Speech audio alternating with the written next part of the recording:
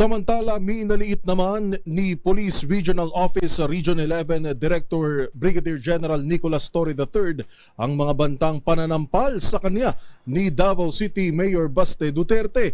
Ito'y matapos batikusin ng alkalde ang bago at umano'y hindi makatotohanang polisiya na nais ipatupad ng police official sa buong rehiyon. Ang mas malalim na kwento sa alitan ng dalawang opisyal, tutukan sa report ni Kyle Bulyas. Haod maga ka.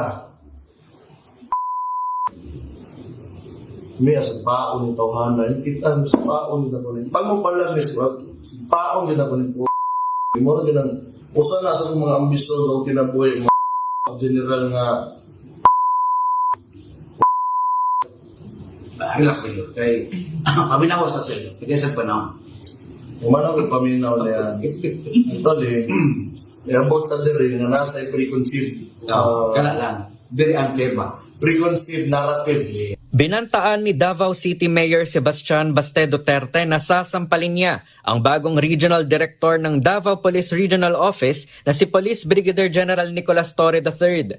Ginawa ni Mayor Baste ang pahayag kasunod ng kanyang pagbatikos sa tinawag nitong unrealistic na 3-minute response time ng mga pulis sa emergency calls na target maipatupad ni Torre sa buong rehiyon. Pero ang galit ni Mayor Duterte kay Torre ay nag-ugat sa pagtatalaga umano sa Acting City Police Director ng Davao City na si Colonel Hansel Marantan na hindi umano dumaan sa maayos sa konsultasyon. Matatanda ang 3 beses napalitan ang Police Director ng Davao City sa loob lamang ng isang araw sa hindi malamang dahilan.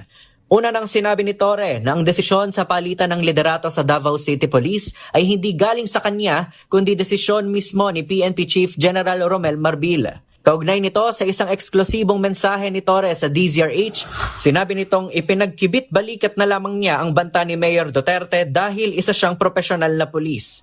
Bukod dito, ibang usapin na umano kung gagawin talaga ito ni Mayor Baste Duterte. Para sa MBC TV Network News, ako si Kyle Bulyas, una sa Pilipinas, una sa Pilipino.